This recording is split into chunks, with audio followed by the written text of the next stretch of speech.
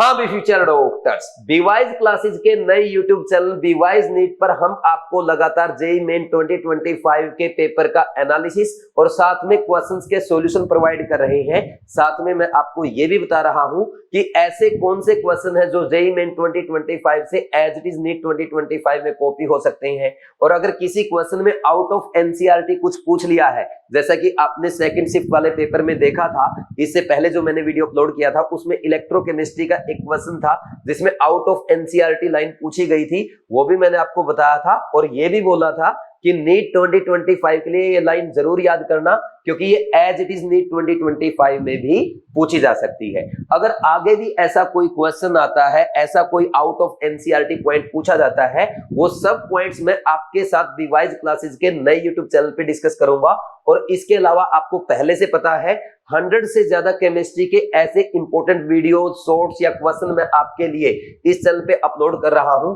जहां से नीट 2025 में आपको एज इट इज क्वेश्चन देखने को मिलेंगे। और लास्ट वीडियो में मैंने आपको प्रूफ के साथ दिखाया था कि देखो भाई जेईई मेन 2025 में हमारे नोट्स से एज इट इज क्वेश्चन आ रहे हैं। देखो नोट्स के सबके आते हैं, लेकिन जहां पे मैंने लिखा ना कि डॉक्टर और अपना नेम लिख लो भाई, ये क्वेश्चन नीट 2025 में 100% आएगा, वहां से आपके जेईई मेन में एज इट इज क्वेश्चन पूछे जा रहे हैं, तो डेफिनेटली आपके नोट्स से नीट 2025 में भी क्वेश्चन पूछे जाएंगे। और जो भी क्वेश्चन आएगा वो आप पहले 100% कर चुके होंगे, बस अच्छे से फॉलो करते रहना। डेफिनेटली आपका केमिस्ट्री में 180 आउट ऑफ 180 स्कोर आएगा। ठीक, आज मेरे पास टाइम थोड़ा सा कम है, तो जल्दी से मैं शुरुआत करता हूं आज के पेपर के एनालिसिस से। देखो अभी तक ये जेईई मेंस का थर्ड शिफ्ट का पेपर है, पहली शिफ्ट का हो चुका है, दूसरे का और तीसरे का अभी हम डिस्कस करेंगे। अगर मैं इसका एनालिसिस करूं तो बिल्कुल ऑनेस्टली अगर बात की जाए, पहला शिफ्ट तो बिल्कुल ही आसान था, एकदम लॉलीपॉप पेपर था, इतने आसान क्वेश्चन तो आज तक मैंने नीट में भी नहीं देखे। और दूसरे शिफ्ट की अगर बात की जाए, दूसरे शिफ्ट में 4-5 क्वेश्चन बहुत ही अच्छे क्वालिटी के थे, ऐसे क्वेश्चन थे जिसमें आपको थोड़ा सोचना पड़ रहा था, 1 से 1.5 मिनट का टाइम लग सकता है, यानी ये थोड़ा सा अच्छे लेवल का पेपर था। और वहीं थर्ड शिफ्ट की बात अगर करें, मैं अभी आपके साथ डिस्कस करूंगा, लेकिन देखो जो थर्ड शिफ्ट का पेपर है वो फर्स्ट शिफ्ट से टफ है बट सेकंड शिफ्ट से आसान है। यानी अगर टफनेस लेवल की बात की जाए, अभी तक आपकी जो 3 शिफ्ट हुई उसमें सबसे टफ पेपर रहा है सेकंड शिफ्ट का, उससे कम थर्ड शिफ्ट का, और सबसे आसान रहा है फर्स्ट शिफ्ट का। ये एनालिसिस है और पेपर ऑलमोस्ट एनसीईआरटी बेस्ड है, थोड़ा बहुत उसने क्वेश्चन के लेवल को खींचने की कोशिश की है। आउट ऑफ एनसीईआरटी अभी तक तो सेकंड शिफ्ट में एक क्वेश्चन में गया है, वो ऑलरेडी लास्ट वीडियो में मैं आपके साथ डिस्कस कर चुका हूं।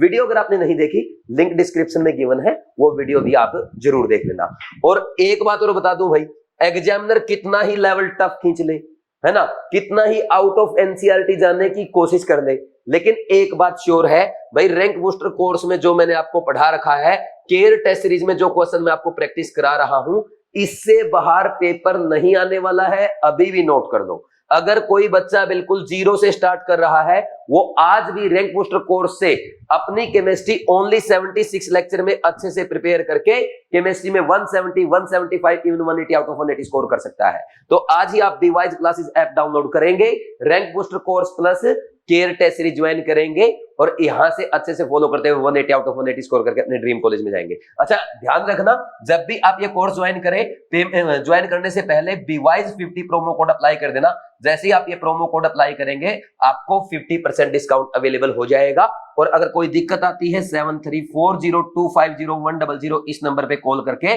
बात कर दें। जो आपके लिए डिस्काउंट प्रोवाइड कर रखा है ये लिमिटेड टाइम के लिए है, जल्दी से जल्दी ज्वाइन करें ताकि जो डिस्काउंट है एंड होने से पहले ही आप इसका मैक्सिमम बेनिफिट उठा सकें। मेरे से भी अगर आपको बात करनी है, आप दिन में 11 से 12 बजे के बीच में आप इस नंबर पे कॉल करके मेरे से बात कर सकते हैं। लेकिन मैं हर कोशिश कर रहा हूं आपका केमिस्ट्री में 180 आउट ऑफ 180 कराने के लिए, आपको आपके ड्रीम कॉलेज में पहुंचाने के लिए, आपके मम्मी पापा के चेहरे में खुशी लाने के लिए। आपकी तरफ से कोई कमी नहीं रहनी चाहिए। अच्छा, कुछ बच्चे सोच रहे होंगे सर रैंक बूस्टर कोर्स करने के बाद हमें एनसीईआरटी पढ़ने की जरूरत पड़ेगी क्या? बिल्कुल जरूरत नहीं पड़ेगी, क्योंकि आपको मैंने दिखाया है कि आपके रैंक बूस्टर कोर्स में जो एनसीईआरटी के प्रॉब्लम है, टेक्स्ट एग्जांपल है, एनसीईआरटी की लाइन है, सारी मैंने क्लास में करा रखी है। बिल्कुल जीरो से स्टार्ट किया है, अच्छे लेवल के नीट के, जेईई मेन के, इवन आईआईटी एडवांस के ऐसे क्वेश्चन जो आपके नीट एग्जाम में एज इट इज आ सकते हैं, वो सब आपके रैंक बूस्टर कोर्स में कराए गए हैं। बस आप ये अच्छे से कर जाओ और केयर टेस्ट से टेस्ट प्रैक्टिस कर देना, that will be more than enough. समझ गए? अब स्टार्ट करते हैं भाई। देखो, क्योंकि देखो थोड़ा सा वर्कलोड बढ़ रहा है, डेली 2-2 वीडियो बनानी पड़ती है और 2-2 क्लास लेनी पड़ती है, बाकी पेपर भी बनाने पड़ते हैं, तो टाइम कम रहता है। Which of the following react with Hinsberg reagent? Hinsberg reagent के साथ आपको पता है, देखो प्राइमरी अमीन रिएक्ट करता है, सेकेंडरी अमीन भी रिएक्ट करता है, टर्सरी अमीन रिएक्ट नहीं करता। मैं आपको डायरेक्ट पीडीएफ से दिखाता हूं, टाइम बच जाएगा लिखने का। देखो ये हमारी पीडीएफ है, ये आपके अमाइंस के पीडीएफ है, ये आपकी पीडीएफ, ऐसी पीडीएफ आपको रैंक बूस्टर कोर्स में भी मिलती है और रैंकर बैच में मिलती है। ये हमारा हिंसबर्ग रीजेंट होता है बेंजीन सल्फोनिल क्लोराइड। तो देखो बेंजीन सल्फोनिल क्लोराइड क्या करेगा, प्राइमरी अमीन के साथ रिएक्शन करता है, क्या बनाएगा, ये कंपाउंड बनाएगा जिसके पास यहाँ पे एसिडिक एच होता है, जिसके कारण ये क्या करेगा, NaOH में सोल्यूबल हो जाएगा। वही सेकेंडरी अमीन के साथ भी ये रिएक्शन देगा बेंजीन सल्फोनिल क्लोराइड, लेकिन जो प्रोडक्ट बनेगा उसके पास एसिडिक एच नहीं है, इसलिए ये क्या हो जाता है, अल्कली में इनसोल्यूबल हो जाता है। और टर्सरी अमीन के साथ ये रिएक्शन नहीं देता, तो किसके साथ रिएक्शन करेगा, प्राइमरी एंड सेकेंडरी अमीन के साथ। और एक अलग पॉइंट ये लिख रखा है, आजकल हम है ना बेंजीन सल्फोनिल क्लोराइड की जगह क्या करते हैं, पैरा सल्फोनिल क्लोराइड को भी as a Hinsberg reagent use करते हैं। ये देखो येलो से हाईलाइट करके लिख रखा है, ये आपके एनसीईआरटी के लाइन है, ये आपके पीडीएफ नोट्स में है, रैंकर बैच में भी और रैंक बूस्टर कोर्स में भी, तो ये एग्जाम में आपके पूछे जा सकते हैं। अच्छा, शॉर्ट नोट्स अगर बनाने हो किसी को, शॉर्ट नोट भी बना के दिखा रखे हैं। प्राइमरी अमीन HR यानी हिंसबर्ग रिजेंट के साथ प्रोडक्ट बनाएगा which is soluble in alkali. Secondary amine Hinsberg reagent के साथ प्रोडक्ट बनाएगा which is insoluble in alkali. Tertiary Hinsberg reagent के साथ रिएक्शन नहीं देगा, और हिंसबर्ग रिजेंट का फॉर्मूला ही नीचे लिख रखा है। तो ये आपके शॉर्ट नोट्स भी ऐसे मैंने आपको नोट्स में बनवा रखे हैं, अगर आप ढंग से पीडीएफ पढ़ेंगे, बस ये कर जाओ आप। बाकी मेरा काम है टेस्ट में करवा दूंगा, बाकी प्रैक्टिस में आपको। अब क्वेश्चन का आंसर बता दो जल्दी से। एनिलीन क्या होता है, प्राइमरी अमीन है, ये रिएक्शन देगा। एन डाई इथाइल एनिलीन क्या है भाई, एनिलीन है, इसके दोनों हाइड्रोजन हटाओ, यहाँ इथाइल लगाओ, ये तो टर्सरी हो गया, और टर्सरी ये रिएक्शन नहीं देगा। नेक्स्ट, ये वाला आपका सेकेंडरी अमीन है, ये रिएक्शन देगा, और मिथाइल अमीन ये होता है आपका प्राइमरी अमीन, ये भी रिएक्शन दे देगा, यानी A, C and D will give reaction with Hinsberg reagent. Answer is 2। Very easy question, pure NCERT based question है, एनसीईआरटी से बाहर इसमें कुछ नहीं है। नेक्स्ट देखो ये वाला, among the following most stable carbocation is. सबसे पहले अगर इसकी बात करें भाई, ये आपका कंपाउंड जो है ये आपके एनसीईआरटी में है ना, हाइड्रोकार्बन में उसमें दे रखा है, अगर आपने देखा हो, कौन कहां, एक्सरसाइज में। ये नॉन प्लेनर होता है, और ये मैंने आपको नोट्स में भी करा रखा है, ध्यान रखना ये नॉन प्लेनर है, इसका स्ट्रक्चर ऐसा होता है, मतलब जैसे प्लेन ऐसे दिखाई दे रहा है ना, ऐसा नहीं है, ये ऐसे हो जाता है, कश्ती की तरह है ना, नाव होती है ना, बोट की तरह हो जाता है। और ये देखो, ये यहाँ पे क्या है, 4n+2 = 6 वाला रूल लग जाएगा, n = 1 आ जाएगा, तो ये एरोमेटिक हो गया। और जबकि यहाँ पे 4n = 4 वाला रूल लग के ये एंटी एरोमेटिक हो जाता है। तो सबसे ज्यादा स्टेबल कौन होगा, Q वाला, उससे कम स्टेबल। अच्छा, एंटी एरोमेटिक सबसे कम स्टेबल होता है, तो R वाला इससे ज्यादा स्टेबल होगा, और P वाला सबसे कम स्टेबल। Q सबसे ज्यादा, उससे कम R, उससे कम P, आंसर 1। ये भी इजी क्वेश्चन है, और ये आपके नोट्स में करा रखा है। मैं दिखा इसलिए नहीं रहा हूं हर क्वेश्चन आपको, क्योंकि भाई देखो टाइम अब अपने पास कम है, क्लास लेनी है मुझे जल्दी से। नेक्स्ट देखना, which of the following compound can show fac mer isomerism. फैक मर, फेसियल एंड मेरिडोनल, कौन सा आएगा आपको पता है, MA3B3 टाइप जो जिसका फॉर्मूला होता है वो शो करते हैं। इसके सिर्फ 2 GI बनते हैं, कौन सा बनता है, एक तो फैक बनता है एंड मर बनता है। फैक और मर दोनों ही ऑप्टिकली एक्टिव नहीं होते हैं, तो कौन सा आंसर आ जाएगा। ये देखो इथाइलिन डायमीन, ये वाला मत लेना, इसमें ना A और B दोनों मोनोडेंटेट होने चाहिए, तो ये तो आंसर नहीं आ सकता, ये भी नहीं आ सकता, ये भी नहीं आ सकता, क्योंकि इसमें डाइडेंटेट आ गया। और ये देखो यहाँ पे ना इसने थोड़ा सा करेक्शन है, टाइपिंग मिस्टेक है, ये आएगा FENS थ्राइस Cl थ्राइस, ये आंसर आ जाएगा फोर्थ वाला, कर लेंगे। नेक्स्ट इसके बाद ये अच्छा क्वेश्चन, अच्छा ये भी आपका ना एनसीईआरटी का क्वेश्चन है। एनसीईआरटी में बस इतना डिफरेंस है, वहां पे उसने कोबाल्ट लिख रखा है और यहाँ पे इसने आयरन लिख दिया। अब मेटल का नेम चेंज करने से थोड़ा कुछ होगा यार, फॉर्मूला तो वही है, MA3B3 टाइप है ना।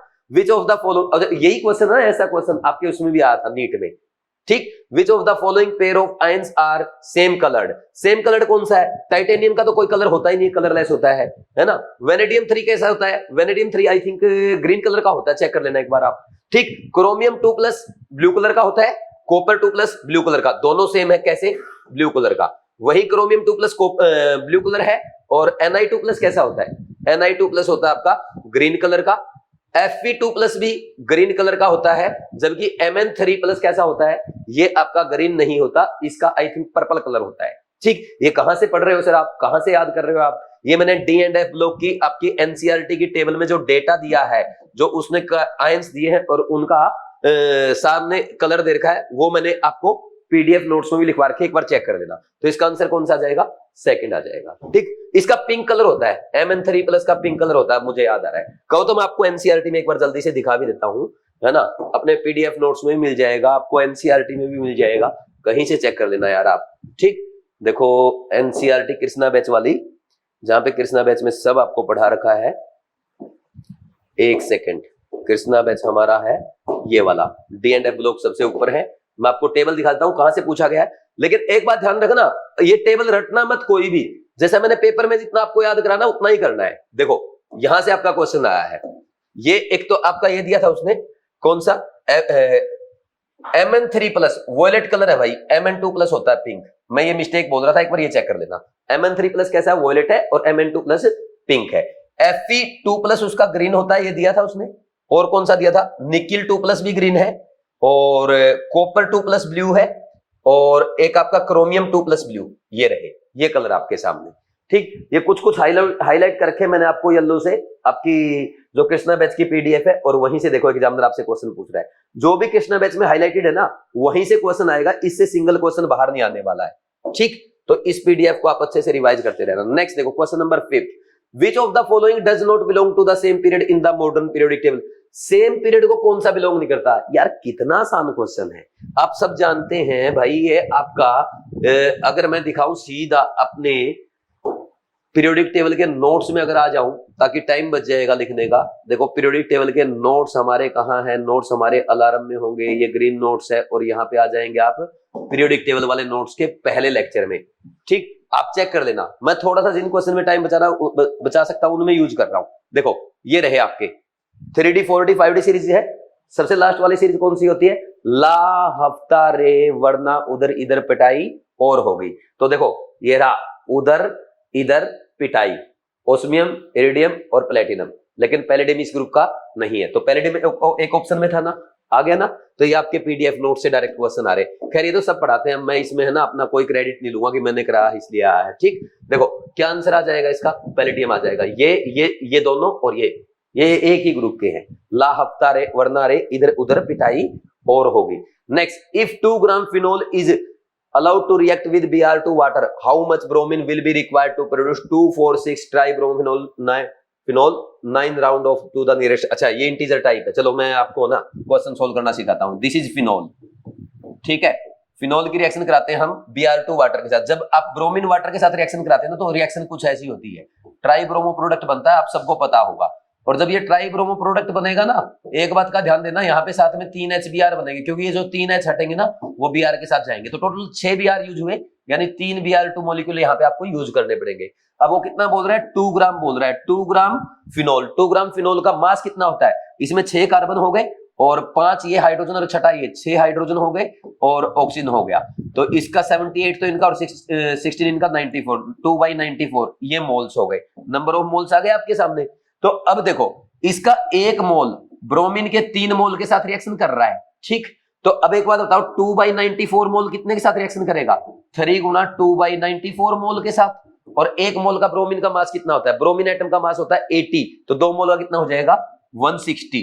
ठीक, सॉरी 2 ब्रोमीन का यानी Br2 मॉलिक्यूल का 160 हो जाएगा। अब सोल्व कर लो, ये लगभग कट गया 31 पे और ये लगभग 31 पंजा 165 सही कर रहा हूँ, 31 पंजा 155 होता है लगभग 5 पे, तो अप्रोक्स 10 के आसपास आ जाएगा, है ना। क्वेश्चन सोल्व करना आया नहीं आया, क्वेश्चन सोल्व करना आना चाहिए, उससे मतलब रखो बस, ये मत देखो कि कैलकुलेशन में आंसर कितना आएगा। नेक्स्ट है, if 10 की power 21 molecules are removed from x milligram of CO2, then 2.4 into 10 की power -3 moles are left, calculate the value of x।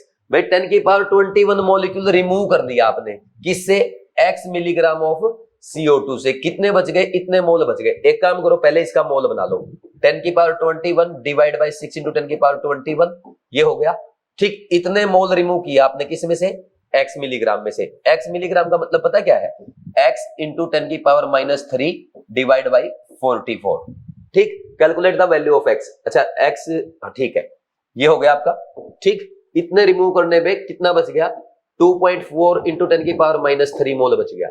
तो इसको सोल्व कर लो, ये अगर सोल्व करेंगे ये 10 की पावर 23 आएगा, यहाँ पे 10 की पावर -2 हो जाएगा, और 1/6 को कितना लिख सकते हो, x/44 गुना में 10 की पावर -3, और ये लिख सकते हैं हम 1/6 को लिख सकते हैं 0.16 को आप लिख सकते हो 1.6 इंटू 10 की पावर -3 और इक्वल टू 2.4 इंटू 10 की पावर -3। ये उधर जाके प्लस हो जाएगा, x गुना 10 की पावर -3 डिवाइड बाई 44 और ये गुना में कितना हो जाएगा, ये 4 गुना में 10 की पावर -3, तो ये 10 की पावर -3 से 10 की पावर -3 कैंसिल हो जाएगा, ठीक। और x इज इक्वल टू 4 गुना 44, तो ये 164 वैल्यू आ जाएगी x की, ठीक। ये आंसर आ रहा है।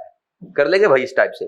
कहीं कैलकुलेशन मिस्टेक हो तो वो चेक कर लेना यार, छोटी मोटी बातों को छोड़ो, आपको कॉन्सेप्ट समझ आना चाहिए। और एक सिमिलर पैटर्न का क्वेश्चन है ना आपके उसमें है क्वेश्चन बैंक में। कौन से क्वेश्चन बैंक में? जो मोल कॉन्सेप्ट का पहला ही एक्सरसाइज है ना, एक्सरसाइज 1 में दे रखा है मैंने आपको, और जितना मुझे याद आ रहा है ये आपको केयर टेस्ट सीरीज के टेस्ट में भी ये क्वेश्चन दे रखा है, ठीक, इसी पैटर्न का। नेक्स्ट ये देखो, ये क्वेश्चन टफ था भाई, ये क्वेश्चन जो नीट के बच्चे उनके लिए टफ हो सकता है, या इवन जेईई मेन वालों को भी थोड़ा सा अजीब सा लगा हो, क्या पूछ लिया, identify the product in the following reaction. इसने क्या दे दिया, ये प्रोपेनॉल दे दिया और ये फॉर्मल्डिहाइड दिया, OH माइनस यहाँ एक्सेस में दे दिया। अब जनरली अगर बच्चा सोचेगा तो वो क्या सोचेगा, भाई ये तो क्या है, एल्डिहाइड है और ये भी एल्डिहाइड है, ये अल्फा एच कंटेनिंग है, इसके पास अल्फा एच नहीं है, इसको कैनिज़ेरो देनी चाहिए और इसको क्या करना चाहिए, एल्डोल कंडेंसेशन देनी चाहिए। लेकिन यहाँ पे दोनों चीजें होगी। कैसे होगी? देखो ये जो OH माइनस है ना, ये एक्सेस में, ये सबसे पहले पता क्या करेगा, इसको अगर एसिडिक एच मिल जाए उसके साथ रिएक्शन करेगा। एसिडिक एच किसके पास है, इसके पास है ना, ये जो अल्फा एच है, ये एसिडिक एच होता है।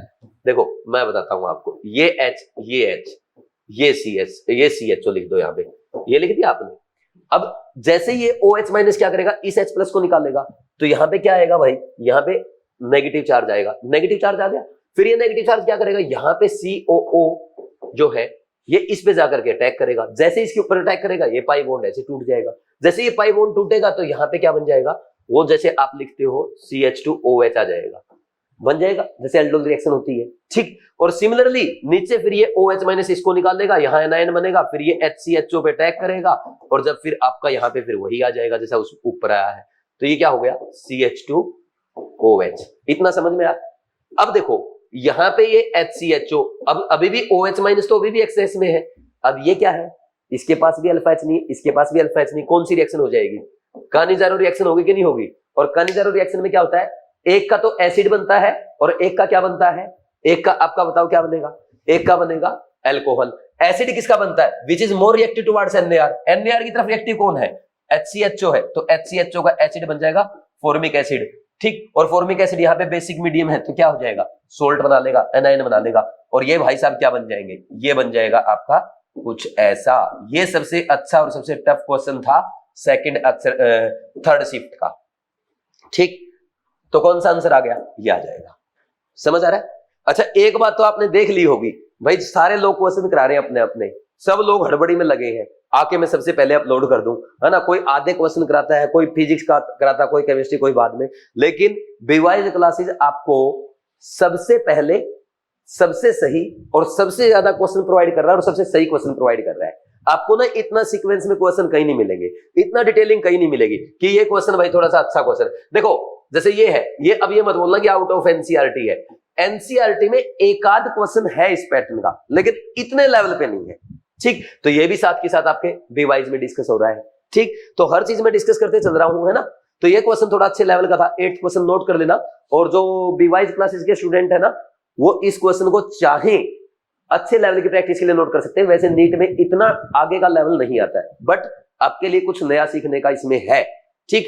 ऐसे क्वेश्चन जेईई मेन में जरूरत है, नीट में आज तक नहीं आया है। Next, incorrect statement among the following is, भाई SO2 act as oxidising agent but not reducing agent, बिल्कुल रॉन्ग स्टेटमेंट है। क्यों रॉन्ग है?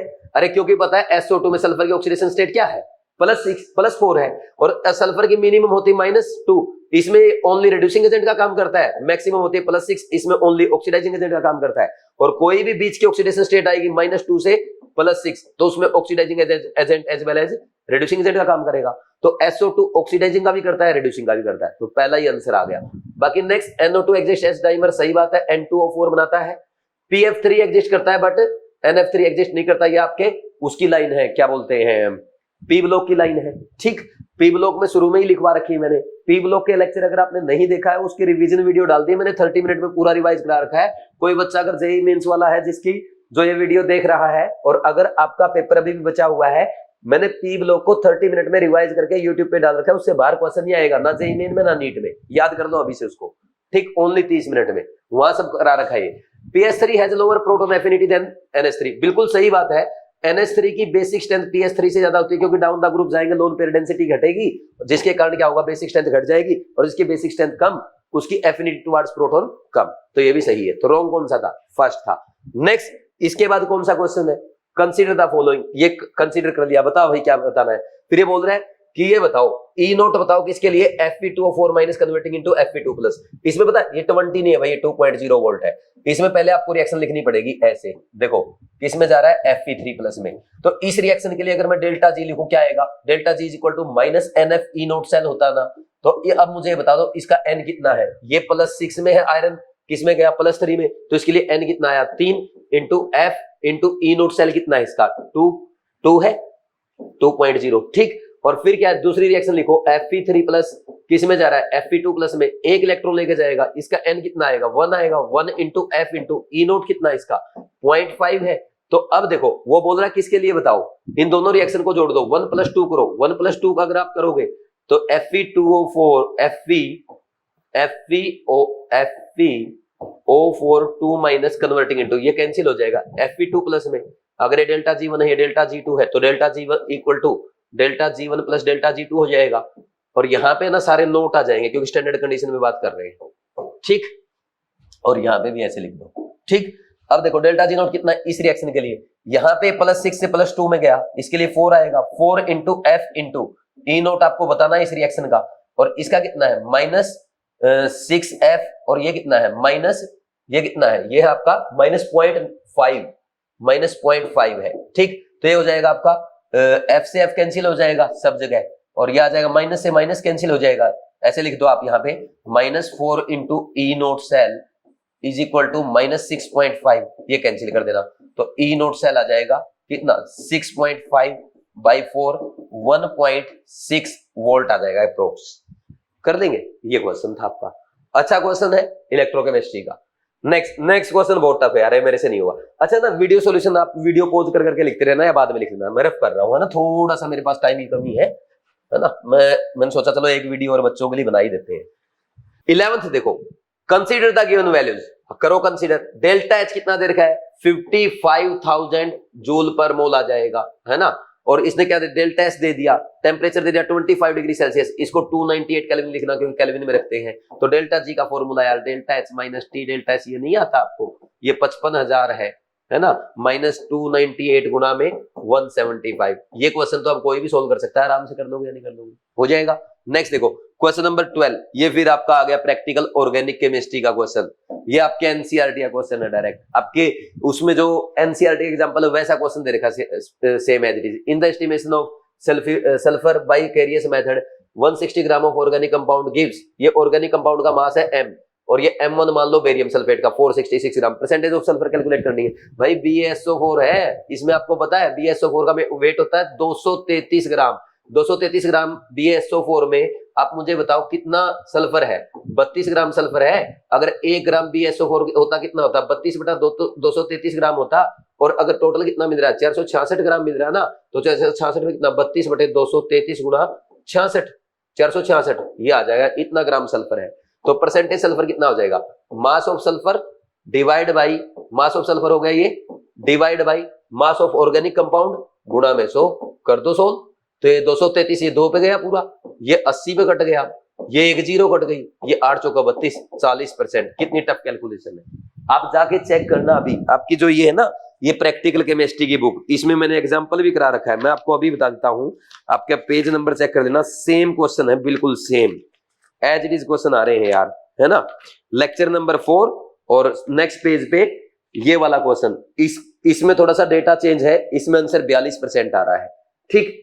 कैरियस मेथड वाला एस्टिमेशन ऑफ सल्फर, लेक्चर 4 में पेज नंबर 3 पे चेक कर देना, और इस बुक का पेज नंबर है 20। ये आप सबके लिए प्रैक्टिकल केमिस्ट्री की बुक है, जेईई मेन के लिए, नीट के लिए, अदर 12th लेवल एग्जाम्स के लिए, जो कि अमेजन पे अवेलेबल है। इसमें मेरे हैंड रिटन नोट्स है, नीट जेईई मेन के प्रीवियस ईयर क्वेश्चंस है, प्रैक्टिस करने के लिए अदर बढ़िया बढ़िया एमसीक्यू है, match the column assertion reason वाले क्वेश्चन है, और यहाँ से एज इट इज क्वेश्चन आते हैं आपके एग्जाम्स में।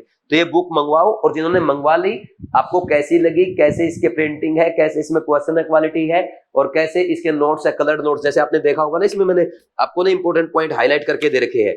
और साथ में ना अगर आप देखेंगे हर लेक्चर के लास्ट में एक ये स्कैन कोड देखा, जिसको स्कैन करके आप मेरे कोटा क्लासरूम के वीडियो लेक्चर देख सकते हैं। तो ये सब एनालिसिस करके मुझे बताओ बुक कैसी लगी, और मैं इसमें और क्या सुधार कर सकता हूँ आपके आगे आने वाले भाई बहनों के लिए, छोटे भाई बहनों के लिए। ठीक, ये गाइड जरूर किया करो भाई। अब ये क्वेश्चन पे आ जाओ। Consider the following sequence of reaction and find the molecular mass of the final product form. इसमें बताओ ये क्या है।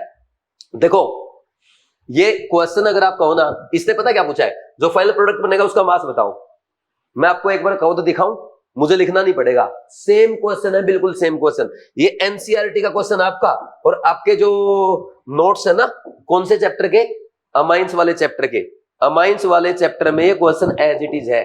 आप आ जाओ अमाइंस वाले चैप्टर में, मैंने लास्ट पेज पे, लास्ट लेक्चर में आना आप, डायरेक्ट लास्ट लेक्चर में लास्ट पेज पे जो लिखवा रखा है वही आपसे एग्जाम में पूछा गया है। चेक करते हैं। ये तो आपके मैंने करवा रखे नीट 2024 के क्वेश्चन, ये आपके एक्सरसाइज के इंपॉर्टेंट क्वेश्चन है। ये वाला एग्जांपल देखो आप, एनसीईआरटी इन टेक्स्ट एग्जांपल 9.5, यही है क्या, यही है क्या। टोलिन के पैरा पोर्शन पे NO2, फिर Br2 FeBr3 के साथ रिएक्शन थी, तो ये क्या है, ये भाई ऑर्थो पैरा डायरेक्टर है, पैरा पोर्शन ब्लॉक्ड है, तो ऑर्थो पे क्या आ गया, ब्रोमीन आ गया। फिर SnHCl या FeHCl के साथ रिएक्शन कराएंगे तो NO2 रिड्यूस हो जाएगा, किसमें, NH2 में रिड्यूस हो जाएगा। फिर NaNO2 प्लस HCl की रिएक्शन कराएंगे, क्या हो जाएगा भाई, यहाँ पे ये डाइजोनियम क्लोराइड बन जाएगा। डाइजोनियम क्लोराइड को H3PO2 या इथेनॉल के साथ रिएक्शन करेंगे, क्या बन जाएगा, यहाँ पे H आ जाएगा, यहाँ पे सिर्फ H आ जाएगा। तो ये बन गया आपका ऑर्थोब्रोमोटोलिन। और ऑर्थोब्रोमोटोलिन का मास बता दो अब। 7 तो उसमें कार्बन है, हाइड्रोजन कितने हैं, 1 2 3 4 और 3 7, 7 ही हाइड्रोजन है और एक ब्रोमीन है। मास बताओ, 12 गुना 7 84 प्लस 7 और ये 80, तो 84 और 80 कितना हो गया, 84 और 80 हो गया आपका 164 और 7 171 मास आ गया। इसका मोलर मास कितना, 171 ग्राम पर मोल है। ये जेईई मेंस का क्वेश्चन है। और ये देखो यही क्वेश्चन एज इट इज बीवाइज क्लासेस के नोट से, देखो मैं ये नहीं कहता कि मेरे नोट से, मैं कहूंगा एनसीईआरटी से, मैंने तो एनसीईआरटी से पढ़ाया है। ये आईआईटी एडवांस पूछ चुका है, जेईई मेंस पूछ चुका है, अब नीट की बारी है। और ये जितने भी इंपॉर्टेंट क्वेश्चन है ना एनसीईआरटी के, चाहे एक्सरसाइज का, चाहे इन टेक्स्ट एग्जांपल, इन टेक्स्ट क्वेश्चन, सारे मैंने आपको क्लास में करा रखे हैं। और जहां पे येलो पेन चला है ना, जहां येलो पेन चला है क्वेश्चन वहीं से आएगा, मेरी ये बात याद रखना। ठीक, भरोसा रखो, काम करते जाओ। आपको पता है नीट 2024 में कितने बच्चों के 180 आए हैं, 11 बच्चों के 180 आए हैं। 176 नंबर 34 बच्चों के आए हैं, 103 बच्चों के 170 प्लस नंबर आए हैं। इस बार ये नंबर हम डबल कर देंगे हर जगह, बस आप विश्वास रखना और ऐसे ही मेहनत करना। सेम क्वेश्चन है कि नहीं है, एनसीईआरटी एग्जांपल आ रहा है यार। फिर बच्चे बोलते हैं कि क्या क्यों पढ़े एनसीईआरटी। नेक्स्ट देखो, match the column 1 with column 2। ये देखो BF3, क्या BF3 की, अच्छा कॉलम 1 में क्या देखा, BF3 देखा। BF3 कैसा है, odd electron species, electron deficient है, तो ये मैच कर गया 4 के साथ। CCl4 CO2 दोनों में ऑक्टेट कंप्लीट है, तो क्या बोलेंगे, कंप्लीट ऑक्टेट, थर्ड वाले के साथ मैच कर गया। PCl5 BrF5 दोनों में 10 इलेक्ट्रॉन, ऑक्टेट एक्सपांडेड है सेकंड के साथ। और NO में क्या होता है, NO में ऐसे आपको पता है एक ऑड इलेक्ट्रॉन रहता है, तो ये ऑड इलेक्ट्रॉन ये फर्स्ट के साथ हो गया match the column. Next question number 15, ये देखो क्लोरोबेंजीन की रिएक्शन सोडियम ड्राई ईथर के साथ। अरे सीधा जानते हैं, कल रिएक्शन कराई थी कि नहीं कराई थी, पहले शिफ्ट में क्वेश्चन अच्छा, मैंने बोला था ये एक ही क्वेश्चन अच्छा है, उसका लास्ट स्टेप था ये, क्या बन गया, बाइफिनाइल बन गया। कौन सी रिएक्शन है, फीटी की रिएक्शन है। बेंजीन डाइजोनियम क्लोराइड की रिएक्शन किसके साथ कराएंगे, CuCl HCl के साथ। कौन सी रिएक्शन होती है, सेंड में रिएक्शन होती है, क्या बनता है, क्लोरोबेंजीन है। देखो ये लास्ट स्टेप था, ये सेकंड लास्ट स्टेप था इसी रिएक्शन का। ठीक, तो ये मैच कर गया फर्स्ट के साथ। ये देखो क्लोरोबेंजीन की किसके साथ, ये कराई आपने मिथाइल क्लोराइड के साथ, क्या बन जाएगा, टोलिन बन जाएगा। कौन सी रिएक्शन है, वुड्स-फिटिक रिएक्शन है। ये आंसर आ गया इसका थर्ड वाला। और ये देखो मिथाइल क्लोराइड के साथ AgF, ये CH3F बन जाएगा, स्वार्ट्स रिएक्शन है। इंपॉर्टेंट क्वेश्चन है, ये लिख लो, नीट 2025 में आ सकता है। और 2000 ये जो 15 वाला क्वेश्चन था इस पे भी लिख लेना, जो 15th क्वेश्चन था वो भी नीट, ये 15th है, 14 और 15 दोनों नीट 2025 में एज इट इज आ सकते हैं। एक वो भी क्वेश्चन अच्छा था जो था ना, ओस्मियम, इरिडियम, प्लेटिनम, पैलेडियम, इनमें से कौन सा सेम पीरियड का नहीं है, वो भी एक अच्छा क्वेश्चन था। मैं एक बार लास्ट में रिपीट कर दूंगा कौन सा क्वेश्चन आपके नीट एग्जाम में आ सकता है। देखो कोबाल्ट 2+ इज फॉर्म्ड एन, 5 बजे कर देना, Cobalt 2 plus is formed forming an octahedral complex with spin only magnetic moment of 3.83. Which of the following electronic configuration? देखो कोबाल्ट होता है 3d7 4s2 और कोबाल्ट को +2 में लेके जाओगे तो ये 2 इलेक्ट्रॉन निकाल दो, 3d7 बच गया। तो 3d7 में 3 इलेक्ट्रॉन क्या रखने हैं? अनपेयर्ड। तो इसका कॉन्फ़िगरेशन ऐसे बनेगा T2g और Eg ऑर्बिटल। बताओ कैसे आएगा? 1 2 3 4 5 6 ये पेयरिंग करा दी तो एक ही अनपेयर्ड इलेक्ट्रॉन आएगा। लेकिन न्यू अगर आपका इतना है 3.83 है तो नंबर ऑफ अनपेयर्ड इलेक्ट्रॉन भी कितने होंगे? 3। तो ऐसे आएगा 5 4 5 6 7 1 2 3 अनपेयर्ड इलेक्ट्रॉन है। तो क्या हो गया? T2g3 और T2g5 और Eg2 ये आ जाएगा जिसमें 3 अनपेयर्ड इलेक्ट्रॉन होंगे। कर लेंगे? आगे बढ़ जाऊं जल्दी से, आसान क्वेश्चन है। ऐसे हल्का क्वेश्चन भी नीट में आ सकता है। नेक्स्ट गिवन बिलो, ये अच्छा क्वेश्चन है तो आसान। ये भी डायरेक्ट आपके इससे है, डायरेक्ट इसमें से है। अरे इसमें से क्या? एनसीईआरटी में से है, इसमें मैंने एनसीईआरटी पढ़ा रखी है। ठीक, नेक्स्ट देखो, given below are 2 statements. Statement 1, during Lassaigne's test covalent compound is converted to ionic compound. बिल्कुल सही है। जब ऑर्गेनिक कंपाउंड को सोडियम के साथ हीट करते हैं तो क्या बनता है? उसमें है ना आयनिक कंपाउंड बन जाते हैं, जैसे NaCN, Na2S, NaCl, NaBr etcetera. फिर ये स्टेटमेंट सही हो गई। दूसरा, ये Na4FeCN give blue colour reaction with Fe2SO4 thrice आएगा। यहाँ पे 2 था, प्रिंटिंग मिस्टेक है। Fe2SO4 थ्राइस, ये स्टेटमेंट भी सही है। क्यों सही है? क्योंकि NaCN अगर होगा, NaCN क्या करता है? पहले यहाँ पे फेरस सल्फेट के साथ रिएक्शन करता है और क्या बनाता है? Na4FeCN6 बना लेता है। और इस रिएक्शन में हम साथ में क्या ऐड करते हैं? कंसंट्रेटेड H2SO4 ऐड करते हैं, जो क्या करता है? कंसंट्रेटेड H2SO4 FeSO4 को Fe2SO4 थ्राइस में ऑक्सीडाइज कर देता है। +2 से इसको +3 में ले जाएगा और फिर ये दोनों इंटरेक्ट करते हैं आपस में, और ये दोनों इंटरेक्ट करके पता क्या बनाते हैं? फेरिफेरोसाइनाइड Fe3FeCN6 होल 4 ये बनता है। सॉरी यहां पे 4 आएगा और यहां पे 3 आएगा, उल्टा लिख दिया। ये भी ध्यान रखना, मेरी तरह आप भी गलत मत कर देना। ये आएगा, है ना? कैसे याद रखता हूं मैं? इसमें +3 ऑक्सीडेशन स्टेट, इस पे ओवरऑल -4 है कॉम्प्लेक्स पे, तो 4 × 12 प्लस का, 3 × 12 माइनस का। ऐसे याद करते हैं। ये बाहर वाला आयरन है, ये +3 में है। आयरन 3 ऐसे लिखते हो, हेक्सा साइनो या साइनिडो, और ये फेरेट और ब्रैकेट में 2, ये इसका नेम होता है। याद आया कि नहीं? तो पूरा रिवाइज करा दिया आपको एक टेस्ट प्रैक्टिकल ऑर्गेनिक केमिस्ट्री का। आगे बढ़ जाऊं फिर। नेक्स्ट देखो, क्वेश्चन नंबर 18, ए से बी में जा रहा है, ए से 2b बन रहा है। क्या बोल रहा है? For the reaction initial pressure was 0.6 atm and rate constant is इतना। रेट कांस्टेंट दे दिया, ठीक है। Find the pressure at 100 degree 100 second. देखो पहली बात तो ये है कि ये जो इसने रेट दे रखा ना, रेट जो दे रखा है, ये क्या दे रखा आपको? ये दिया है इसने सेकंड इनवर्स में, यानी ये फर्स्ट ऑर्डर रिएक्शन हो गई। और फर्स्ट ऑर्डर रिएक्शन में आप ऐसा करते हैं, देखो A gas is converting into 2b gas. ठीक, ये क्या दे दिया इसने? Initial pressure. इसका P नोट लिखो। P नोट में से अगर ये x गया तो कितना बन जाएगा? कितना बन जाएगा? यहाँ पे 2x बन जाएगा। ठीक, और इसमें हम क्या लिखते हैं? बोलो, यहाँ पे क्या आएगा? P नोट इसने 0.6 दे दिया है। ठीक, तो अब हम लोग ऐसा लिखते हैं, K is equal to 2.303 upon T log, अच्छा टाइम भी दे रखा ना 100 सेकंड, ठीक है, log P naught upon P naught minus x, ये लिखा जाता है। ठीक, अब वैल्यू पुट कर दो, 4.606 इंटू 10 की पावर -2, 2.303 अपॉन 10 की पावर नहीं 100 गुना लॉग P नोट हमें पता है, अपॉन P नोट कितना लिख भी देता हूं, 0.6 minus upon 0.6 minus x। Solve कर लो, ये 2 पे कट गया और 100 इधर आएगा, इससे कैंसिल हो जाएगा, ये 2 आ गया तो एंटी लॉग लोगे, 2 इज इक्वल टू लॉग आ गया ना, ये 0.6 अपॉन 0.6 माइनस x, तो ये एंटी लॉग लोने पे 10 की पावर 2 हो जाएगा और ये हो जाएगा 0.6 अपॉन 0.6 माइनस x। उधर ले जाओ इसको, तो उधर ले जाओगे ये हो जाएगा 60 minus 100x is equal to 0.6, तो x इज इक्वल टू पता क्या हो जाएगा? 0.66 हो जाएगा, 0.606 आ जाएगा, ये आ जाएगा आपका। ठीक, कर लोगे ऐसे? क्या पूछा है? Find the pressure at 100 second, total pressure बताना है, तो इसमें ना टोटल प्रेशर हो जाएगा P नोट प्लस x, तो 0.6 ये है, 0.606 ये है, इतना प्रेशर हो जाएगा टोटल। ऐसे सोल्व करते हैं।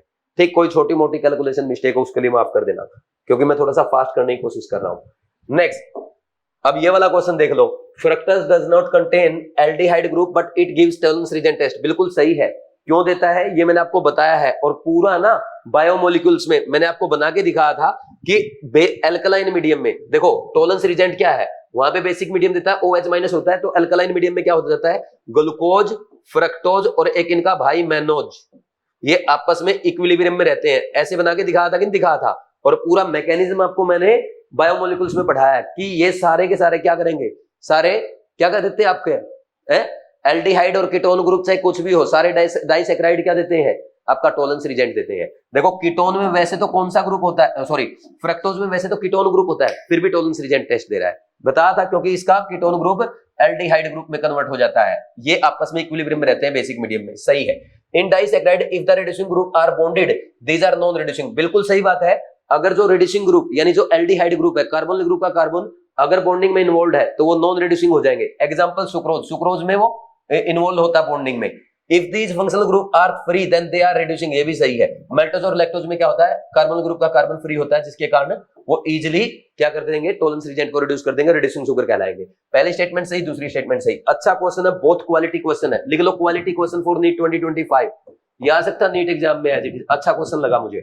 ठीक, इससे पहले वाला भी अच्छा क्वेश्चन था, ये एक डिफरेंट टाइप का क्वेश्चन था जो नीट में इस टाइप का नहीं आया। नीट में अभी तक इस पे उसने डायरेक्ट फॉर्मूला नहीं पूछा, क्योंकि एनसीईआरटी में एक क्वेश्चन है ऐसा जो मैंने आपको क्लास नोट्स में करा रखा है। 20th में for a sample of hydrogen atom the wavelength observed is 656 nanometre during transition and series of wavelength will be. देखो इस क्वेश्चन में है ना ऑप्शन अगर रहते हैं ना, फिर हम ये गाइड करवाते हैं कि कौन सा ट्रांजिशन है, बट मेन पॉइंट ये है कि भाई आपका जो नीचे आएगा ना वो n=2 में आएगा। कहां से आएगा, n=2 में, n=3 से आ सकता है, n=4 से आ सकता है, n=5 से आ सकता है, n=6 से आ सकता है। तो अब यहाँ पे वो फॉर्मूला लगा के अपने को चेक करना पड़ेगा। n=2, आपको लोअर तो पता ही n=2 में आएगा, हायर हम चेक कर लेंगे। रेडबर्ग कांस्टेंट वाला फॉर्मूला लगाते हैं ना, वहां से क्वेश्चन सॉल्व हो जाएगा। लेकिन मैं जल्दी आपको सीधा बताता हूँ, देखो यहाँ पे सीरीज कौन सी है, ये आपको पता है कौन सी सीरीज आएगी, ये विजिबल रीजन में होगा ना, विजिबल रीजन की वेवलेंथ है, क्योंकि हम जानते हैं विजिबल रीजन में क्या होता है, लगभग 400 नैनोमीटर से या 380 नैनोमीटर से 750 नैनोमीटर तक की रेंज होती है। तो कितना दिया इसने, 656 इसके बीच में आएगा, विजिबल आएगा, और विजिबल अगर होगा तो आप क्या बोल देंगे, this is बामर series, this is बामर series. बाकी फॉर्मूले से कैलकुलेट कर लेंगे। 21वां क्वेश्चन ये रिपीट हो गया है, which of the following does not belong to the same group. अरे आप जानते हैं, इसमें मैंने बताया था, ला हफ्ता वरना रे, उधर इधर पिटाई और होगी, उधर इधर पिटाई और होगी, तीनों सेम पीरियड के हैं। ये वाला पैलेडियम अलग पीरियड का, आंसर 3, ये रिपीट हो गया शायद मेरे से, है ना। चलो कोई बात, नेक्स्ट क्वेश्चन, CONS3 NH3 ये दे रखा है इसने X कितना आएगा, ये अच्छा क्वेश्चन है नीट एग्जाम के लिए। Cl3 हैज 0.1 मोलल 100% डिसोसिएशन दे रखा, delta TF 0.558, then formula of the compound is. भाई एक काम करो, यहां पे हम लिखते हैं delta TF = I × KF × M। Molality दे रखी है, 100% डिसोसिएशन दे रखा है, तो एक काम करो, ये 0.558 है ना, will be equal to I calculate करना पड़ेगा, KF कितना 1.86 और ये कितना है 0.1, तो इसको लिख सकते हो आप 0.186, और ये लगभग कट जाएगा पूरा कितने पे, 3 पे। I = 3, I = 3 किसके लिए आएगा, I = 3 आएगा आपका जब CONH3 Cl3 और बाहर कितना होगा, 2 आयन होंगे, ऐसे केस में आ सकता है। और ऐसे केस में ऐसा नहीं होगा भाई, यहाँ पे ना आपको क्या करना पड़ेगा, 5 तो ये लेने पड़ेंगे, ये ऐसे आएगा। अब देख लो कौन सा फॉर्मूला बन रहा है, एक तो ये बन जाएगा और 2 आयन ये बन जाएंगे, ठीक, ये ऐसे टूट जाएगा ना, CONH3 5Cl, ये कैटायन और 2 Cl - एनायन, I = 3 आ जाएगा। कौन सा आंसर आ रहा है, ये वाला C आंसर आ जाएगा। गुड क्वेश्चन फॉर नीट 2025, ठीक, बोलो कोई डाउट है क्या। Next, how many dichlorinated product can be obtain from N-पेंटेन। देखो भाई ये अच्छा क्वेश्चन, ये टफ क्वेश्चन है, ये थोड़ा सा नीट से ऊपर लेवल का क्वेश्चन है। ये प्रोपेन है, अब आपको बनाने पड़ेंगे, यहाँ पे क्या है, डाइक्लोरो प्रोडक्ट बोल रहा है, एक नहीं बोल रहा, Cl2H। भाई एक काम करो, एक बार तो है ना, दोनों क्लोरीन एक ही कार्बन पे लगा दो, ऐसे ये एक पे 1 डाइक्लोरो हो गया। फिर दूसरे में क्या करना, आप है ना दोनों को, एक क्लोरीन तो फर्स्ट कार्बन पे, एक सेकंड पे, फिर एक में एक थर्ड पे और एक फर्स्ट पे, ये 1 डाइक्लोरो, ये 1 डाइक्लोरो, ये 1 डाइक्लोरो हो गया। और क्या पॉसिबिलिटी है, अब हम और क्या कर सकते हैं, अच्छा यहाँ पे एक कार्बन कम लिखा, एक ये भी तो पॉसिबिलिटी है कि दोनों बीच वाले कार्बन पे आ जाए, ये आ गया, तो ये 4 बन गए। अब इसमें कायरल सेंटर देखो, how many dichlorinated product can be obtain from N propane, total बताना आपको। यहाँ पे ये कायरल नहीं है, लेकिन इसमें ये वाला कायरल है, तो इसके डी एंड एल आइसोमर बनेंगे। ठीक, ये भी कायरल नहीं है, ये भी कायरल नहीं है। 1 2 3 4 और 5, तो टोटल कितने बन गए? टोटल बनेंगे आपके 5। बोलो कोई डाउट नहीं है? ये अच्छा क्वेश्चन था, ये थोड़ा सा अच्छे लेवल का क्वेश्चन। और इस लेवल के क्वेश्चन मैंने आपको नीट में उसमें करा रखे हैं, नोट्स में, रैंक बूस्टर में भी करा रखे हैं, रैंकर बैच में भी करा रखे हैं। मैं अब जल्दी से रिपीट कर देता हूं। देखो नीट ये आपका जेईई मेन 2025 का थर्ड शिफ्ट का पेपर है। इसमें से ऐसे कौन से क्वेश्चन है जो नीट के लिए आपको प्रिपेयर करने चाहिए? फर्स्ट क्वेश्चन, सेकंड क्वेश्चन, फिर इसके बाद थर्ड क्वेश्चन भी इंपॉर्टेंट है, फोर्थ भी नीट के लिए है, फिफ्थ नीट के लिए है, और सिक्स्थ वाला इतना ज्यादा इंपॉर्टेंट नहीं है, सेवंथ वाला नीट में आ सकता है, एट्थ वाला नीट से टफ लेवल है, नाइन्थ वाला नीट के लिए इंपॉर्टेंट है, 10th वाला नीट लेवल का है, 11th वाला नीट लेवल का है, 12th वाला नीट लेवल का है। इसके अलावा आपका 13 वाला नीट के लिए बहुत इंपॉर्टेंट है, आईआईटी एडवांस जेईई मेन में आ चुका है। 14 वाला नीट के लेवल का नीट में आ सकता है, 15 100% नीट में आएगा। 16th वाला जो क्वेश्चन है ये भी नीट में आ सकता है, 17th क्वेश्चन नीट में आ सकता है, 18th क्वेश्चन नीट में आ सकता है। इसके अलावा 19th क्वेश्चन नीट के लिए बहुत इंपॉर्टेंट है, और 20th क्वेश्चन, 21st तो रिपीट हो गया, 22nd क्वेश्चन, ये वाले क्वेश्चन जो है ये आपके नीट 2025 के लिए बहुत इंपॉर्टेंट क्वेश्चन है। सबका वीडियो सॉल्यूशन मैंने आपको प्रोवाइड कर दिया है, वीडियो सॉल्यूशन देखो, आपका जो डाउट है वो क्लियर करो, लेकिन ये क्वेश्चन नीट के लिए जरूर प्रैक्टिस करके जाओ। सेम क्वेश्चन या सिमिलर टाइप के क्वेश्चन आपके एग्जाम में आ सकते हैं। और किसी को अगर डाउट है तो मैंने जैसा बोला, रैंक बूस्टर कोर्स कर दो, लास्ट अपॉर्चुनिटी आपके पास, plus care test series. Rank booster course से आप नीट 2025 एग्जाम में अभी भी बचे हुए टाइम में केमिस्ट्री में 180 आउट ऑफ 180 स्कोर कर सकते हैं। और जब आप ज्वाइन करेंगे, ज्वाइन करने से पहले बीवाइज 50 प्रोमो कोड अप्लाई कर देना, ताकि आपको मैक्सिमम डिस्काउंट अवेलेबल हो जाए। और 7340250100 इस नंबर पे कॉल करके बात कर लेना अगर कोई डाउट आए। ठीक, तो ये हो गया भाई आपका नीट का जेईई मेन 2025 के पेपर का सॉल्यूशन। देखो बाकी लोग भी करा रहे हैं, मेरी कोशिश ये है कि हर क्वेश्चन को थोड़ा सा रिलेट करके, थोड़ा सा एनालिसिस करके बताया जाए। पेपर का एनालिसिस करके मैंने आपको बताया कहां से एनसीईआरटी में आया, कौन सा क्वेश्चन नीट में आ सकता है, ये सारी कोशिश मैं कर रहा हूं। बस आप बीवाइज क्लासेस के नए यूट्यूब चैनल बीवाइज नीट को सब्सक्राइब करके रखें, मैं इस पे ऐसे ही वीडियो आपके लिए अपलोड करूंगा और भी अच्छे वीडियो लाऊंगा। कोई सजेशन है, कोई आपको हेल्प चाहिए, कमेंट सेक्शन में कमेंट करके बताओ। Thank you very much, all the best.